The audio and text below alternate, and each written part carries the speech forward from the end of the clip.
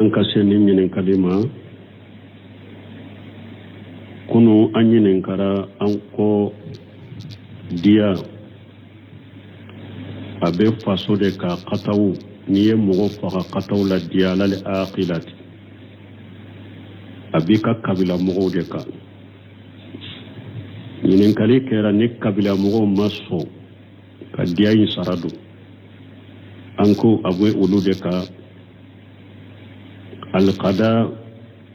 kiri tigelaw b'a bilu ka de jafaw ka sara n taara bahasu kɛ sosoli de b'a la dɔɔnikɛbagaw ni ɲɔgɔn cɛ yala o ni mɔgɔ ye mɔgɔ faga kataw la diya in ka wajibira ale yɛrɛ de kan wa ni silamɛya sariya n'ale ka sababu ye a wajibila ale kan o sababu la ala y'a bila faso kan pour ka dɛmɛ u ka sara ye a ka nɔgɔya kan ou bien ale de kɛra sababu ka mɔgɔ faga kataw la mais diya in wajibilen t'ale yɛrɛ kan ala ye diya in wajibiya kabila mɔgɔw de kan nin kuma fila de ka sɔsɔli nana ɲini yɔrɔ de la a bɛ minnu bolo diya wajibiriya faso mɔgɔw de kan e kɔni de kɛra sababu ye ka katawun kɛ ka mɔgɔ faga mais sariya ye diya wajibiya i ka kabila mɔgɔw de kan a ma wajibiya e yɛrɛ kan olu bolo ni kabila mɔgɔw banna ka sarali tɛ e kan a ye yɔrɔ in faamu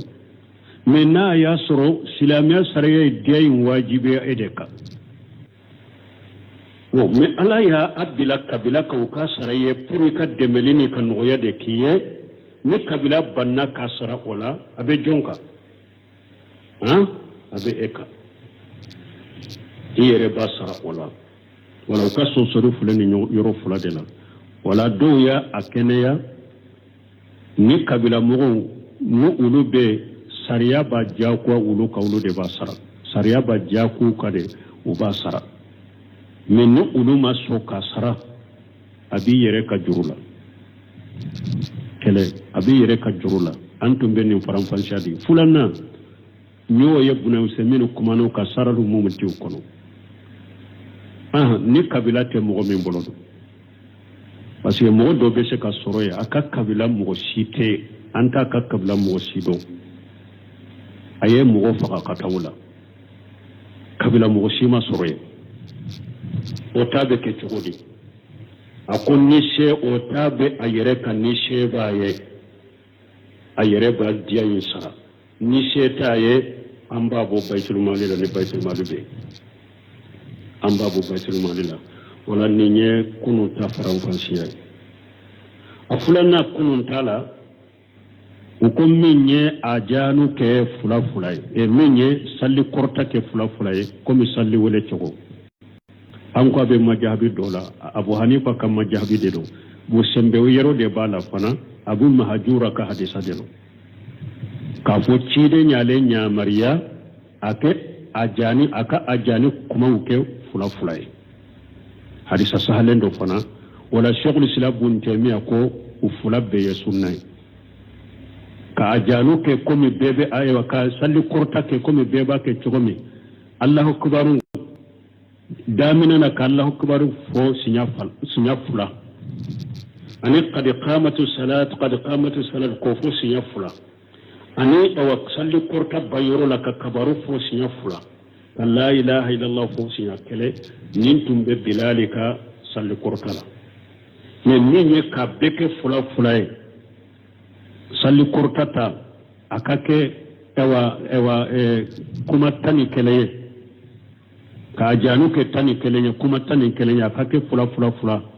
o bɛ abu mahajura min tun bɛ sali wele maka ka sali kɔrɔta maka ciden ya a ye ladɔnniya nin na wala buntɛmɛ ko fila bɛ sunna a ko ni min y'a kɛ yɛrɛ siyɛn dɔw la i na nin kɛ siyɛn dɔw la i na nin fana kɛ ou bien yɔrɔ dɔw la i na nin kɛ yɔrɔ dɔw la i na nin cogo kɛ a k'o ka ɲi parce que o la i ye baara kɛ ni sunna ninnu bɛɛ ye nin ka ɲininkali min fɔsira ko yala ni mɔgɔ min dɔnna baroda la ko nɛmima de don yala abed daga ka fo mo ma ku yere korosa ma konne mi madowa aha min babu nasiha pour konnan jiya kama nu ulu tado mais bi duskun kala side kana fo nunu ye pour ka cogo ciya u bolo ube ka afu ye pour ka kode yere korosi ode ma kosobe ki duskun kala si ki konnan jiya ni yaye mbe afun nunu ye ko karase nememe ku yere kolosama nkalla nyine ka konnan jade ku ye pour akanata udo kodola basiti kanina adinu nasiha dina yin nasiha de qulna liman qala lillahi wa likitabihi wa lirrasulihi wa li aimmatil muslimina wa ammatihim me jija akakeni duskun kala sini konnan jiya kelide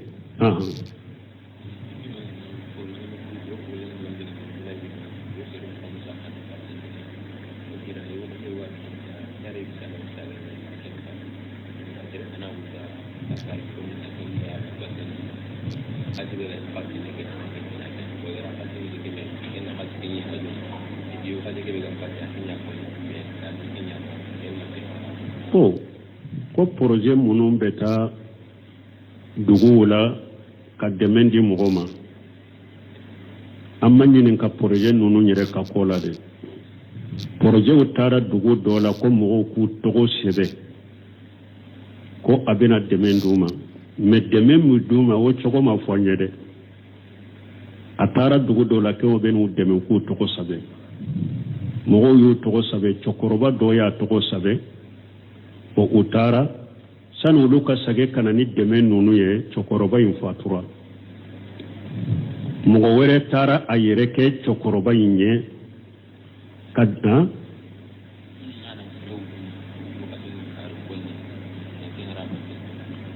porojɛtigiw yɛrɛ de a ko porojɛtigiw nalen u y'a sɔrɔ cɛkɔrɔba in fatura mais u yɛrɛ ye mɔgɔ wɛrɛ nɔgɔw ye ta kulubagati la safo bɛ se ka tɛmɛ la k'i si a kɔnna mun na a kɛra makaru ye mun na k'a ko safu kɔfɛ n'i ye barojan kɛ ka baro kɛ fo minimi fo ineri dɔw fo dezeri i ye barojan kɛ i ma da joona n'i taara da e ka wuli ka fajiri sɔrɔ a ka gɛlɛn i tɛ se ka wuli joona i tɛ se ka fajiri salli bɛ se ka tɛmɛ la sunɔgɔ la parce que i ma da joona o de y'a to ciden ye safo kɔfɛ baro a y'a kɔ fo ni mɔgɔ min bɛ a kɛ diina ko la ou bien dunan dɔ jiginna i la kɔ dunan in baro ɲɔgɔnya dɔɔni pour ka taa da baasi t'o la mais min ye diɲɛ baro simple ni diɲɛ baro kuntanw ye o kɔnnen dɔ a kana taa i sama ni tɛ da joona ni dara ni fajiri salli bɛ tɛmɛ ka k'i to sunɔgɔ la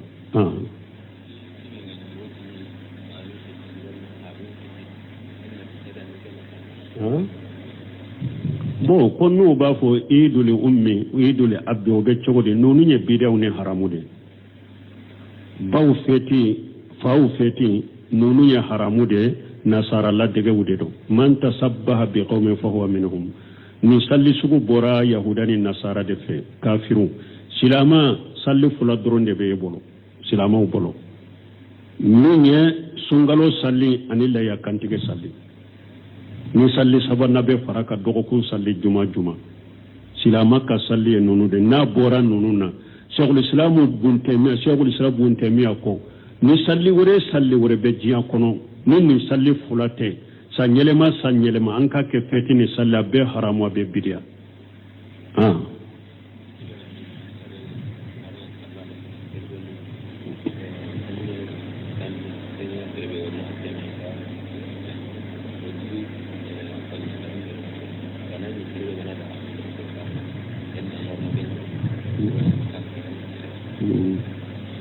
bon ko ewa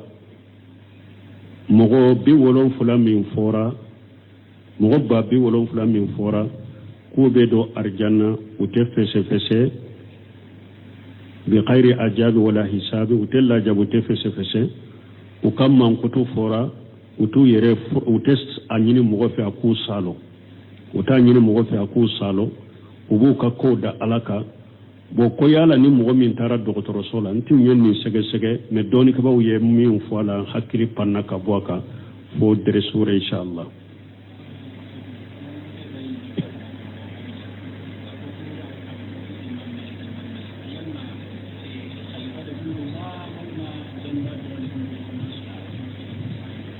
bo ko abe fo ko imamu na malik khalifa de tundo be doni ka baw de tundo imamu malik rahimahullah majhabi tiginani dola kelende do majhabi nani tigin dola kele do imamu na malik min tabi'ina mana minye e wacide mugo munye ciden ka sheba wuye munye uluye malik ye ulude ate sheba wula ate tabina wula sheba wuye de munye ciden ye wuli mananaye ka fatu oka uluye sheba wuye tabina wuye uluma ciden ye de me munye ciden ye wuye uluye oye tabina wuye atabi tabi'ina wo alema cidenye minye cidenye ama ewa alema cidenye me minye ciden ewa cidenye alema ewa shebawye anko shebawye munu nye cidenye ulimana na ufaturaka tabina uye munu ma cidenye uye shebawye uliye tabina uye atabi tabiyina alema shebawye ama cidenye ama shebawye me munu nye shebawye alefana ya ulude donc maliki ya ulude majhabin nani tigun dola kele de do karamogo bade do imamu min a'immati ahli sunna wal jamaa kat al-imami bannani min majhabi tigu de ahli sunna wal jamaa sunna mugun salafu uka al-imami bannani dola kele do imamu na maliki karamogo de do doni ke bagade do imamu na maliki yere ko ako hadamaden site fo ibe kataw hadamaden site fo ambi ka kuma domina ambi ka kuma do sagi mante ulumina o ya sura abe tidin ka misiri kona be derese be o be tidin ka kaburu kurefe aya bolon kolin nyesi tidin ka kaburu ako fo nin kaburu tigi mo site awna fo ka kuma do be mina ambi ka kuma do sagi ma fo nin kaburu tigi mamuna maliki de yo fo aw umamuna mariku ko an yi mugude ambe qataw bi ambe se ka kuma do fo sini ambe bola sini ambe se ka kuma bo sini kene ambe bola imamuna maliki do ko fana awa ako ninya hakilina munun fo ayanka hakilina ulaji wa inma ana basar ushibu wa ughtiu fanzuru fi rai كلما وافق الكتاب والسنة فقدوه وكلما لم يوافق الكتاب والسنة فاتركوه إمامنا مالك كو أن فلدان نه حدا مدن غني حدا مدن أمب سبب سرانك كما دولا يرو دولا أمب قطو يرو دولا نيني كما منو فو ني حكلنا منو نيو فو أينك حكلنا ولاجه أكنك كما ولاجه ninka hakilna ninka kuma minni qur'ana ni sunna ye nyogonta ayo mina aka barake noy ninka hakilna ni ninka kuma minni qur'ana ni sunna ye nyogon bila ayenta toy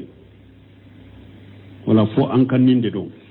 ahli sunna wal jamaa ka alimaminani dola kelende do majhabi tigunani dola kelende do doni ke baka bade do ayimma de do tabina de do maliki wode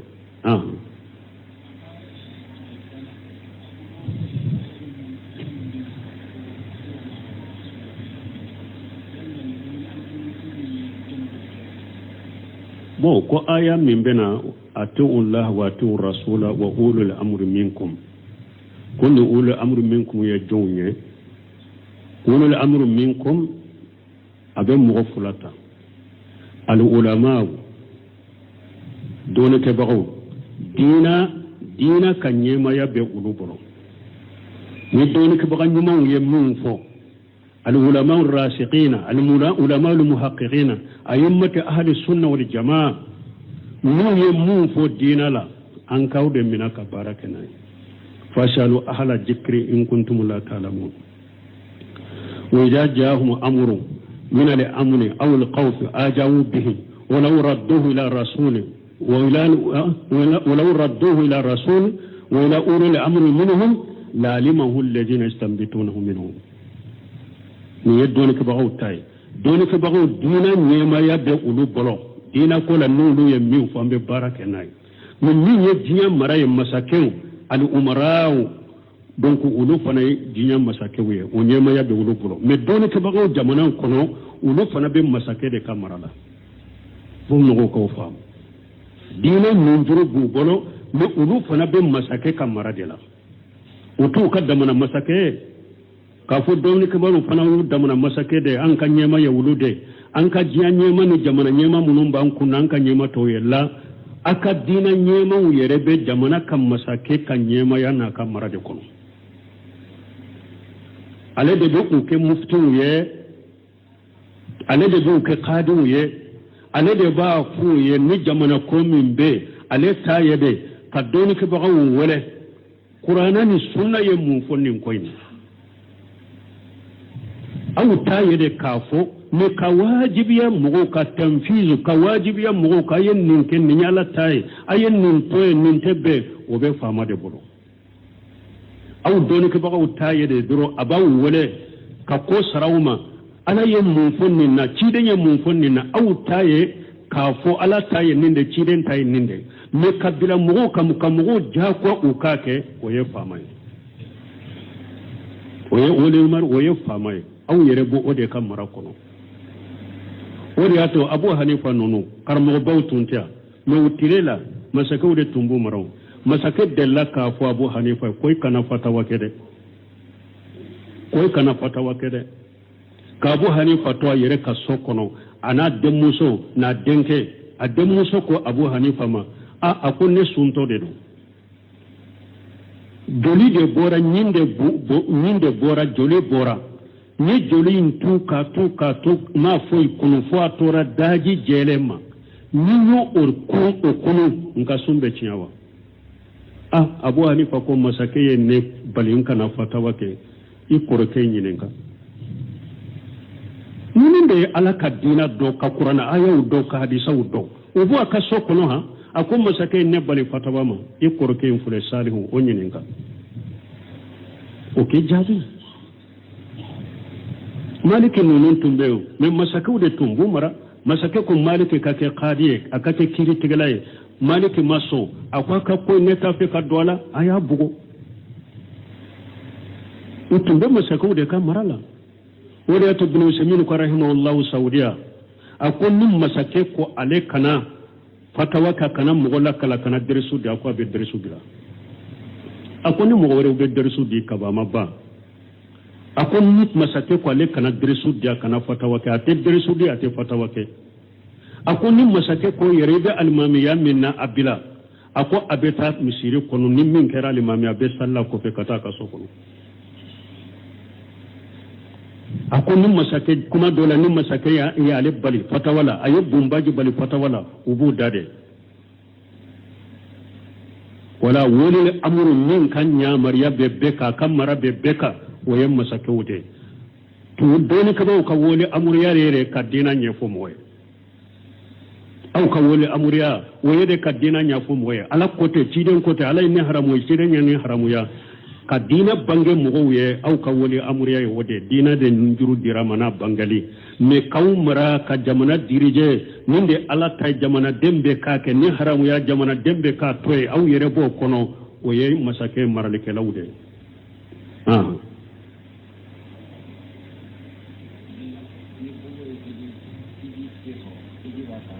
koni bobo e hiji sesro hiji baka fattaqullaha mastata'tum abeta hiji yorola salli chogo min salli baka chogo min salli chogo min kan no na bo ke hiju fana abe hiju ke fattaqullaha mastata'tum la yukallifu Allahu nafsan illa wusaha abe hiju manashikauni feun ke hiju de no fe subhanakallahumma rabbana bihamdika ashhadu an la ilaha illa anta astaghfiruka wa atubu ilayk nan kase ni nyinen kalima kunu anyinen kara anko dia abe faso de ka qatawu ni ye mogo faga qatawu la diyala li aqilati abi ka kabila mogo de ka ɲininkali kɛra ni kabila mogo ma sɔn ka diya in sara don an ko a bɛ olu de ka alqada kiiritigɛlaw b'a biliw ka de jagoyaw ka sara n taara bahasu kɛ sɔsɔli de b'a la dɔɔnikɛbagaw ni ɲɔgɔn cɛ yala o ni mɔgɔ ye mɔgɔ faga kataw la diya in ka wajibira ale yɛrɛ de ka wa ni silamɛya sariya n'ale ka sababu ye a wajibila ale ka o sababu la ala y'a bila faso kan pour ka dɛmɛ u ka sara ye a ka nɔgɔya kan ou bien ale de kɛra sababu ye ka mɔgɔ faga kataw la mais diya in wajibilen tɛ ale yɛrɛ kan ala ye diya in wajibiya kabila mɔgɔw de kan nin kuma fila de u ka sɔsɔli nana ɲini yɔrɔ de la a bɛ minnu bolo diya wajibiriya faso mɔgɔw de kan e kɔni de kɛra sababu ye ka katawun kɛ ka mɔgɔ faga mais sariya ye diya wajibiya i ka kabila mɔgɔw de kan a ma wajibiya e yɛrɛ kan olu bolo ni kabila mɔgɔw banna ka sarali tɛ e kan a ye yɔrɔ in faamu mais n'a y'a sɔrɔ silamɛya sariya ye diya in wajibiya e de kan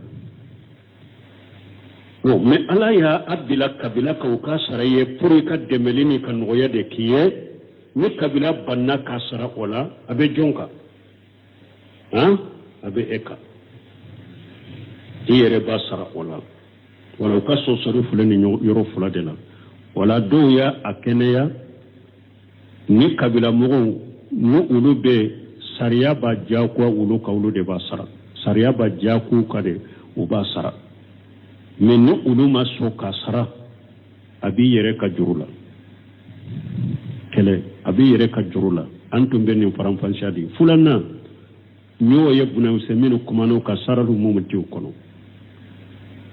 ni kabila tɛ mɔgɔ min bolo don parce que mɔgɔ dɔ bɛ se ka sɔrɔ yen a ka kabila mɔgɔ si tɛ an t'a ka kabila mɔgɔ si dɔn a ye mɔgɔ faga ka taa la kabila mɔgɔ si ma sɔrɔ yen o t'a bɛ kɛ cogo di a ko ni se o t'a bɛ a yɛrɛ kan ni se b'a ye a yɛrɛ b'a diya in sara ni se t'a ye an b'a bɔ bayitulmali la ni bayitulmali bɛ yen an b'a bɔ bayitulmali la wala nin ye kunun ta faranfasiya ye a filanan kunun ta la u ko min ye a jaanu kɛ fila fila ye min ye sali kɔrɔta kɛ fila fila ye komi sali wele cogo an ko a bɛ majahabi dɔ la abu hanifa ka majahabi de don bu sɛnbɛw yɛrɛ de b'a la fana abu mahajura ka hadisa de don k'a fɔ ciden y'ale ɲamariya a ka a jaani kumaw kɛ fila fila ye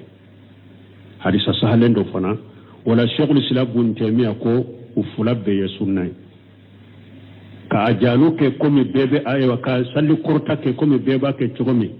allahu akbaru damina na ka allahu akbaru fɔ siɲɛ fila ani qad qamatu salat ko fɔ siɲɛ fila ani awa sali kɔrɔta ban yɔrɔ la ka kabaru fɔ siɲɛ fila ka la ilaha illallah fɔ siɲɛ kɛlɛ nin tun bɛ bilali ka sali kɔrɔta la mais min ye ka bɛɛ kɛ fila fila ye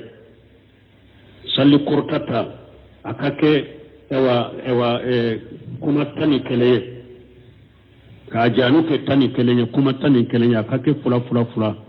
o bɛ abu mahajura min tun bɛ sali wele maka ka sali kɔrɔta maka ciden ya a ye ladɔnniya nin na wala buntɛmɛ ko fila bɛ sunna a ko ni min y'a kɛ yɛrɛ siyɛn dɔw la i na nin kɛ siyɛn dɔw la i na nin fana kɛ ou bien yɔrɔ dɔw la i na nin kɛ yɔrɔ dɔw la i na nin cogo kɛ a k'o ka ɲi parce que o la i ye baara kɛ ni sunna ninnu bɛɛ ye nin ka ɲininkali min fɔsira ko yala ni mɔgɔ min dɔnna baroda la ko nɛmima de don yala a bɛ daga e k'a fɔ mɔgɔw ma k'u yɛrɛ kɔrɔsa ma ko nɛmima dɔ wa min b'a bi nasiha pour kɔnɔnandiya kama ni olu t'a dɔn mais i b'i dusukun kɔlɔsi dɛ kana fo nunu ye puru ka cogo tiɲɛ u bolo ou bien ka a fu ye puru ka ko de i yɛrɛ kɔlɔsi o de ma kosɛbɛ i k'i dusukun kalasi k'i konnan ja n'i y'a ye n bɛ a fɔ ninnu ye ko karisa ye nɛmɛmɛ k'u yɛrɛ kɔlɔsa ma n ka laɲini ye ka konnan ja de k'u ye pour a kana taa u dɔ kɔ dɔ la baasi tɛ ka nin na a diinu nasiha diina ye nasiha de qulna liman qala lillahi wa likitabihi wa lirasulihi wa li a'immati lmuslimina wa ammatihim mais i jija a ka kɛ ni dusukun kalasi ni konnan ja kɛli de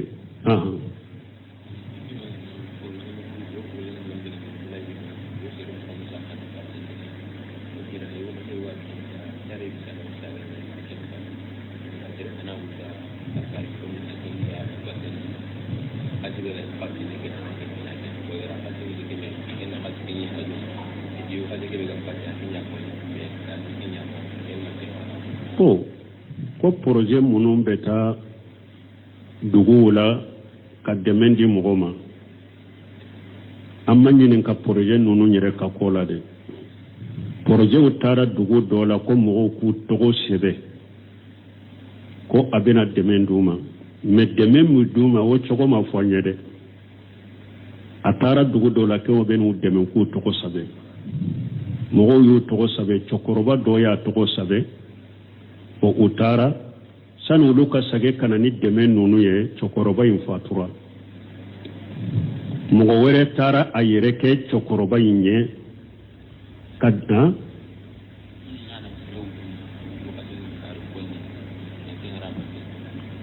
porojɛtigiw yɛrɛ de a ko porojɛtigiw nalen u y'a sɔrɔ cɛkɔrɔba in fatura mais u yɛrɛ ye mɔgɔ wɛrɛ ta ka bila cɛkɔrɔba in nɔ la ka wari d'a ma ko cɛkɔrɔba in de ta ye wari ou bien tigi ayi nin tigi yɛrɛ de ta ye wari ye cɛkɔrɔba in fatura kaban u y'a dɔ fana fatura olu yɛrɛ de sagera ka nin ta ka wari d'a ma o de ta ye wari ye cɛkɔrɔba in ta tɛ tuguni waalaikum salam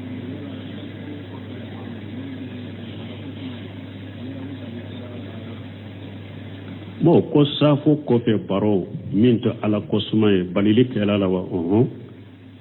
ciden ko sinɔgɔw kɔnen dɔ safo ɲɛ baro kɔnen dɔ safo kɔfɛ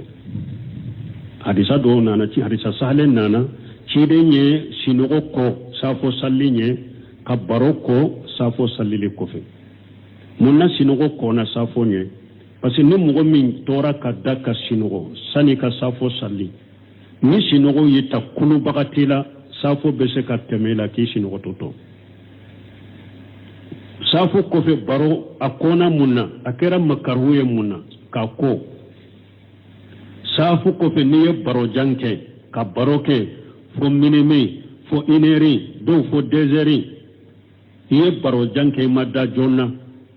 n'i taara da e ka wuli ka fajiri sɔrɔ a ka gɛlɛn